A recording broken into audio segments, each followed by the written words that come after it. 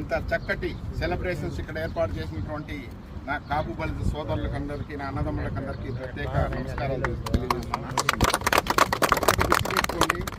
మన పవన్ కళ్యాణ్ గారు ఎలాంటి వ్యక్తిరా అంటే, ఈరోజు రాష్ట్రం, దేశం, ప్రపంచమంతా కూడా ఒక వంగవీటి మోహన రంగా గారిని గుర్తుపెట్టుకుంటున్నారు. ఎందుకు ఆ వంగవీటి మోహన రంగా గారిని గుర్తుపెట్టుకుంటున్నా అంటే, ఆయన కాపు కులంలో పుట్టినప్పటికీ కూడా అన్ని సామాజిక వర్గాలు, అన్ని కులాలు, అన్ని మతాలు బాగుండాలని కోరుకున్నటువంటి ఏకైక వ్యక్తి మన వంగవీటి మోహన రంగా గారు.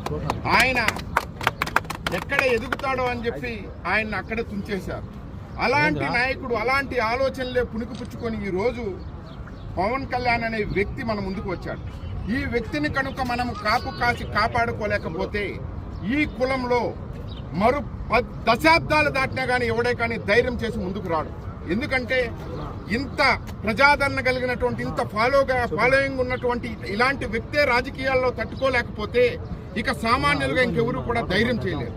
అలాంటి వ్యక్తి ఈరోజు అన్ని కులాలు, అన్ని మతాలు, అన్ని ప్రాంతాలు బాగుండాలి, అన్ని సామాజిక వర్గాలు బాగుండాలని చెప్పి తనకు ఉన్నదంతా కూడా త్యజించి ఒక్క చెమట చుక్క కూడా చిందించకుండా ఏసీ గదుల్లో ఎంతో విలాసవంతమైనటువంటి జీవితాన్ని గడపగలిగినటువంటి అతను, అరే సంతోషం అంటే ఇది కాదు, సుఖం అంటే ఇది కాదు, నేను తినటం కాదు, నేను తిరగటం కాదు, నాతో పాటు ఉన్నటువంటి ఈ ప్రజలు ఏదైతే రాజ్యాంగ పరంగా వస్తున్నటువంటి హక్కులన్నింటి కూడా, ఆ ఫలాలన్నింటి కూడా కొంతమంది కబద్ధ కష్టాల్లోనే బందీలైపోయినాయి, సామాన్యుడు తిరగలేకపోతున్నాడు.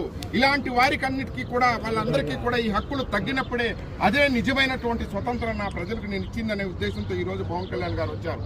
అలాగే కాపులను ఎప్పుడూ కూడా ఈ రాజకీయ నాయకులు ఏదో ఎలక్షన్ టైంలో ఎంగిలి మెతుకులు ఇసిరేస్తే వచ్చేస్తారు, ఆ మెతుకులు తినేసి ఇదే చాలులే అనుకుని గమనే ఉండిపోతారు అనుకున్నారు. అలాంటి కాపుల్లో చైతన్యం తెచ్చింది పవన్ కళ్యాణ్ గారు.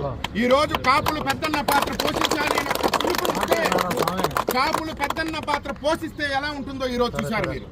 కాపులే కనుక ఈ రోజు రాష్ట్ర, దేశ రాజకీయాలను మార్చగల కెపాసిటీ ఈ కాపు కులంలో ఉంది. ఒక్కసారి ఆలోచించండి, ఈ రోజు 21కి 21 గెలిపించడంలో కాపులు ఎంత కీలక పాత్ర వహించారో ఒకసారి ఆలోచించండి. ఏదో 1, 2 అదేందో తులసి వనంలో గంజాయి ముక్కల్లాగా అక్కడక్కడ ఉన్నారు. వాళ్ళనందరినీ కూడా చెప్పుతో కొట్టి పక్కన పెట్టేసి ఈ రోజు అందరూ కూడా ఐకమత్యంగా ముందుకు వచ్చి మన పవన్ కళ్యాణ్ గారిని, అలాగే పవన్ కళ్యాణ్ గారు ఇచ్చినటువంటి మాటని, ఏదైతే కూటమి వైసీపీ వ్యతిరేక ఓటును చీలనివ్వను అన్నాడు, ఆ వ్యతిరేక ఓటును ఎక్కడే కానీ చీలనివ్వకుండా రాష్ట్ర, దేశ చరిత్రలో 100కి 100% గెలిచినటువంటి ఏకైక పార్టీ జనసేన పార్టీ.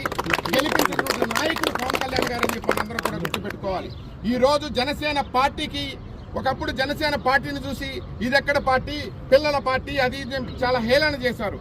ఈ రోజు రాష్ట్రం అంతా కూడా ధర్మం గెలిచింది అంటున్నారు. ఎవరైతే హేళన చేశారో వాళ్లే ధర్మం గెలిచింది అంటున్నారు. ఎందుకంటే నీతి, నిజాయితీ, నిబద్ధతగా నిలబడినాడు. ఎక్కడా కూడా అక్రమాలకు పాల్పడకుండా, పదవిని అక్రమంగా పోయి దక్కించుకోవాలని ఆలోచించకుండా నీతి నిజాయితీగా గెలిచి పీఠమెక్కినటువంటి వ్యక్తి. దేశ రాజకీయాలను ఈరోజు శాసిస్తున్నటువంటి వ్యక్తి మన పవన్ కళ్యాణ్ గారు. ఈరోజు జనసేన పార్టీకి బలమైనటువంటి పునాదులు పడ్డాయి. ఈ పునాదుల పైన ఎన్ని అంతస్తులైనా మనం కట్టుకోవచ్చు. కాబట్టి ఇప్పుడుండే ఐక్యత కాదు, ఇంకా ఐక్యంగా రావాలి. ఈ రోజు 21 తీసుకున్నాడు, రేపు 175 తీసుకుంటాడు, 70 తీసుకుంటాడు. అయినా కానీ మనం గెలిపించే కెపాసిటీ మనలో రావాలి. ఇంతకుముందు మన పెద్దలు చెప్పినప్పుడు ఎవరన్నా ఒకరు ముందు వెళ్తున్నారంటే వాళ్ళని పట్టుకొని ఎదికి లాగడం కాకుండా వాళ్ళకి ప్రోత్సాహం ఇవ్వాలి. అరే మన కులంలో ఒకరు ముందుకు వెళ్తున్నాడు అని చెప్పి. అందులో నేను ఎక్కడా కూడా కులాల గురించి పెద్దగా ప్రస్తావించను. ఎందుకంటే కులాలకి, మతాలకి, ప్రాంతాలకి పనిచేస్తున్నటువంటి ఒక జనసేన పార్టీలో కీలక బాధ్యతలు చేపట్టాను కాబట్టి.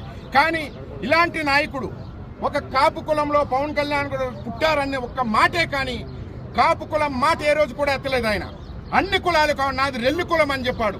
అన్ని కులాలు బాగుండాలి, అన్ని సామాజిక వర్గాలు బాగుండాలి. ఎందుకంటే ఈ సమాజంలో ఒక్క కులం బాగుండి ఒక కులం బాగలేకపోతే ఒక మొండి చెయ్యి మాదిరి, ఒక చెయ్యి లేనోడు మాదిరి దేహం ఎలా ఉంటుందో అలాగే ఉంటుంది. కాబట్టి అన్ని కులాలు బాగుండాలని కోరుకున్నటువంటి ఏకైక వ్యక్తి మన పవన్ కళ్యాణ్ గారు. ఈ విజయాన్ని పవన్ కళ్యాణ్ గారికి ఏదైతే పెద్దన్న పాత్ర వహించమన్నారో ఈ కాపులకు అంకితం చేద్దాం ఈ విజయాన్ని. ఎందుకంటే కాపులు లేనిదే రాజకీయం లేదు, కాపులు లేనిదే రాజకీయం లేదు. ఈ గెలుపుని మీకు అందరికీ కూడా అంకితం చేస్తూ, అలాగే రాబోయే రోజుల్లో మనం ఎక్కడా కూడా ఎదుటి వారిని రెచ్చగొట్టే విధంగా రెచ్చగొట్టే దూరంతో మనం ప్రవర్తించకుండా మన పద్ధతిని మన నడవడికని పార్టీకి వెన్ను తెచ్చే విధంగా మనం ముందుకు పోవాలని చెప్పి మిమ్మల్ని అందరికీ కూడా కోరుకుంటున్నాను. అలాగే ఇక్కడ గెలిచినటువంటి టీడీపీ, బీజేపీ, జనసేన ప్రతి సభ్యులకి కూడా మీ యువత తరపున అందరి తరపున కూడా ఇక్కడ ఎవరైతే ఆర్గనైజ్ చేశారో మీ అందరి తరపున కూడా వారికి మరొకసారి హృదయపూర్వక శుభాకాంక్షలు తెలియజేస్తూ, ఇంతటి పెద్ద మనసుతో ఈ కువైట్లో మనం చూసాం. ఒక్క ప్రాంతం అని కాదు, పలు చోట్ల ఒక సంబరాలు, ఒక ఉత్సవాలలాగా ప్రతిరోజు ఎక్కడో ఒక ఉప్పెనలాగా అందరూ కూడా బయట వచ్చారు. అంటే వాళ్ళ ఇంట్లో ఏదైనా ఒక మంచి శుభకార్యం జరిగితే ఎంత సంతోషిస్తారో అదే విధంగా ఈ రోజు రాష్ట్రానికి మంచి రోజులు వచ్చాయని చెప్పి ఈ విధంగా మీరు అందరూ కూడా ఒక జాతరలాగా ఇక్కడొకటి అక్కడొకటి నలుమూలలా ఇక్కడ మన బయట దేశాల్లో ఉన్నామని ఎక్కడా కూడా అనిపించలేదు, మన సొంత ఊర్లోనే ఉన్నామనిపించే విధంగా మీరు చేస్తున్నారు. మీకు అందరికీ కూడా మరొకసారి ప్రత్యేక ధన్యవాదాలు తెలుపుతున్నాను. పవన్ కళ్యాణ్ గారి నాయకత్వం.